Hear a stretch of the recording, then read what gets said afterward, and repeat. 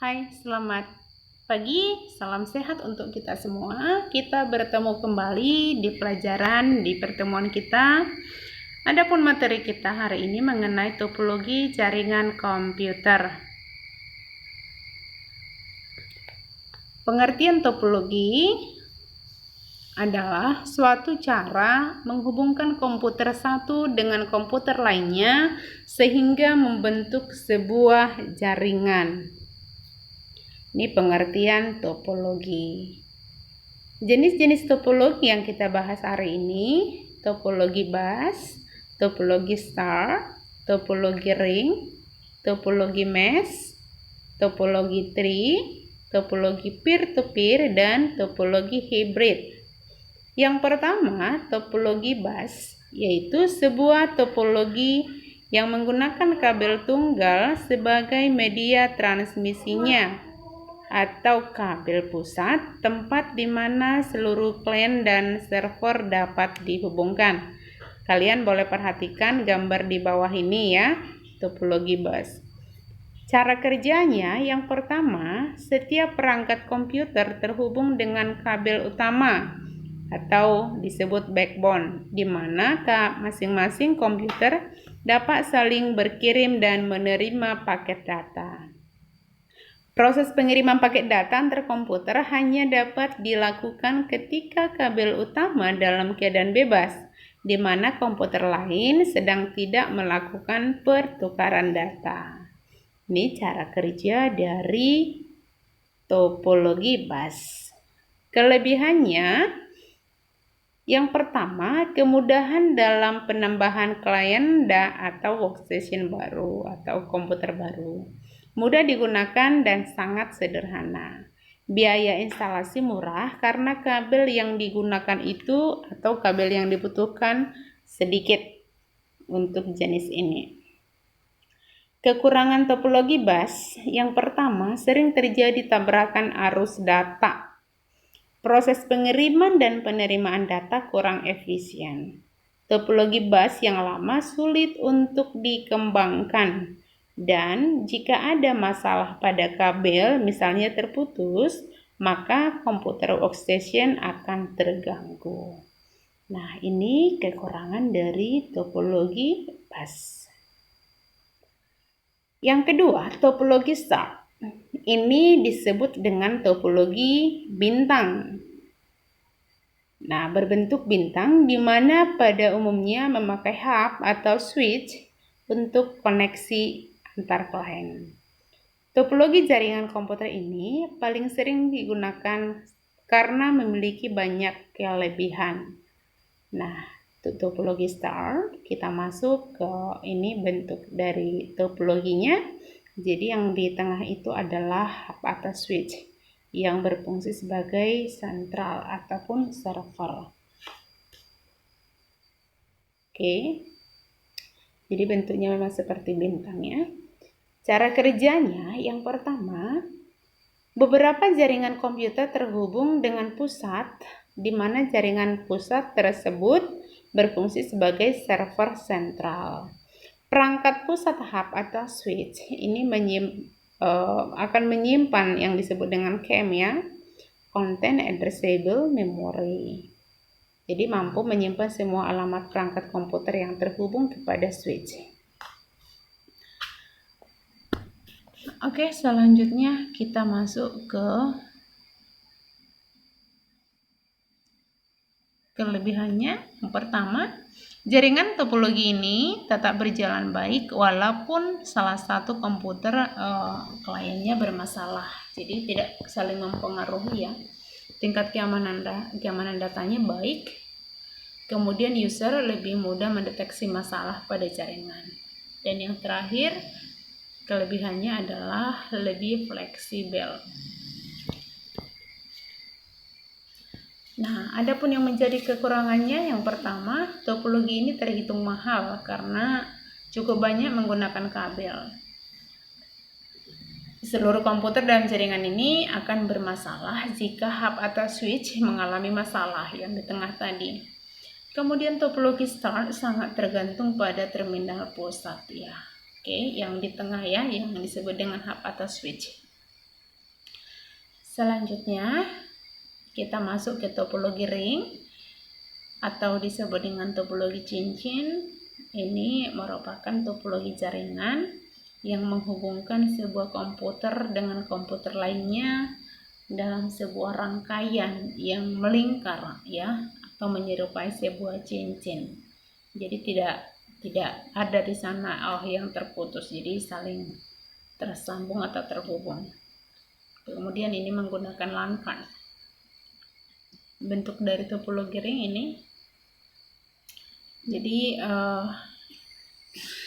di sana mempunyai bentuk seperti cincin, dan cara kerjanya juga ada yang mempunyai masing-masing mempunyai node, ya, pada sentralnya. Kemudian fungsinya itu sebagai penguat di kedua sisi. Kemudian proses penerimaan dan penerusan sinyal dibantu oleh yang disebut dengan token, yang fungsinya sebagai pengantar data ketika dibutuhkan oleh sebuah node. Kelebihannya, yang pertama, biaya untuk instalasinya cenderung murah, performa koneksi cukup baik, proses instalasi dan konfigurasi cukup mudah, dan implementasinya mudah dilakukan. Nah, sekarang kita masuk ke bagian kekurangannya. Yang pertama, jika terjadi masalah troubleshooting, jaringan ini terhitung rumit. Pada jaringan ini, tabrakan arus data sangat rentan terjadi. Dan yang ketiga, koneksi pada jaringan akan terputus jika salah satu koneksi bermasalah. Inilah kekurangan dari topologi ring atau topologi cincin. Selanjutnya adalah topologi mesh. Ini disebut dengan topologi jala, yaitu suatu topologi jaringan di mana setiap perangkat komputer saling terhubung secara langsung, disebut dengan dedicated link.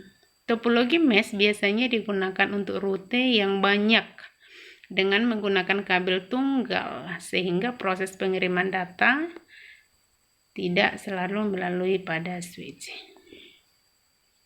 Ini bentuknya topologi mesh. Oke, semuanya saling terhubung, ya.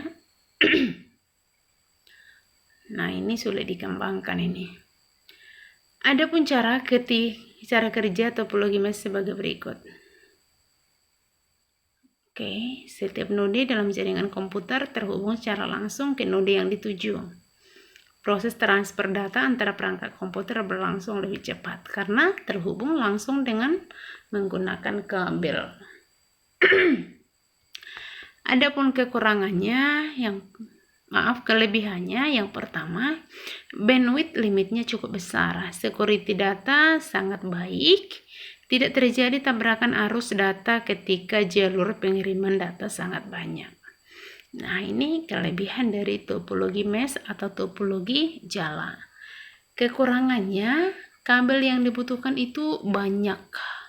Oke, kemudian biaya instalasi topologi ini sangat mahal karena menggunakan banyak kabel, ya, itu udah pasti. Kemudian instalasinya itu sulit atau rumit untuk dikembangkan. Selanjutnya topologi tree. Topologi tree ini topologi pohon, memang berbentuk pohon, ya. Pada umumnya itu dipakai untuk interkoneksi antara hierarki dengan pusat yang berbeda-beda. Jadi ini penggabungan dari topologi bus dan topologi. Oke, ini bentuk topologi tree. Cara kerjanya ini memiliki karakteristik khusus, ya, yaitu adanya kabel utama sebagai penghubung beberapa hub pada jaringan star. Dan di sini juga ada yang disebut dengan sebagai server. untuk mengatur arus data. Kelebihannya yang pertama, dapat dan mudah dikembangkan menjadi topologi jaringan yang lebih luas. Susunan topologi ini terpusat secara hierarkis sehingga pengaturan data menjadi lebih mudah. Ini kelebihan dari topologi tree atau topologi pohon. Yang menjadi kekurangannya, yang pertama, topologi tree memiliki kinerja jaringan yang lambat, penggunaan kabel yang sangat banyak sehingga biaya instalasinya mahal. Kabel backbone merupakan sentral dari topologi ini. Dan yang terakhir, bila komputer bagian atas bermasalah, maka akan mempengaruhi komputer yang di bawahnya. Ini kekurangan dari topologi tersebut. Selanjutnya topologi peer-to-peer. Nah, ini topologi jenis ini menghubungkan dua komputer yang mana memang di sana kedudukannya sama ya, kedudukannya sama. Jadi ini menggunakan satu kabel. Seperti ini tampilannya. Jadi kedua komputer ini bisa berfungsi sebagai server dan klien bergantian. Cara kerjanya kita lihat. Jadi ini topologi yang paling sederhana ya, peer-to-peer. Jadi masing-masing komputer dalam jaringan ini dapat berfungsi sebagai server atau klien secara bergantian. Jadi kedudukan keduanya itu sama. Kelebihannya yang pertama, biaya instalasinya sangat murah, proses instalasinya mudah, setiap komputer dapat berperan sebagai server dan sebagai klien. Oke. Kita lanjutkan untuk bagian kekurangannya. Yang pertama, topologi ini sangat sulit dikembangkan. Kemudian security dalam topologi ini sering bermasalah dan proses troubleshooting termasuk rumit atau sulit. Oke, sekarang kita masuk ke topologi yang terakhir, hybrid. Ini gabungan dari beberapa topologi yang berbeda ya. Jadi kalau digabungkan beberapa topologi disebut dengan topologi hybrid. Oke, ini membentuk hybrid seperti ini. Ada topologi start, ada topologi ring. Oke, jadi ketika topologi kedua ini dihubungkan disebut dengan hybrid. Jadi pada umumnya jenis ini digunakan ketika suatu perusahaan diambil alih oleh perusahaan lainnya, sehingga jaringan komputer di dalam perusahaan tersebut mengalami perubahan dengan membentuk jaringan baru. Nah, kelebihannya topologi ini sifatnya fleksibel.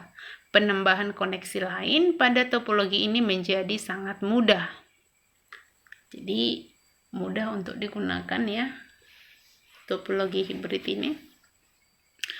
Kita masuk ke kekurangannya. Yang pertama, proses instalasi dan pengaturannya cukup rumit. Manajemen pada topologi hybrid sangat sulit dilakukan. Oke, itu udah pasti ya, karena ada penggabungan di sana.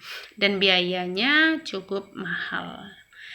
Inilah jenis-jenis topologi, kelebihan serta kekurangannya. Harap itu dipahami. Sekian untuk hari ini. Terima kasih. Tugasnya akan saya berikan selanjutnya.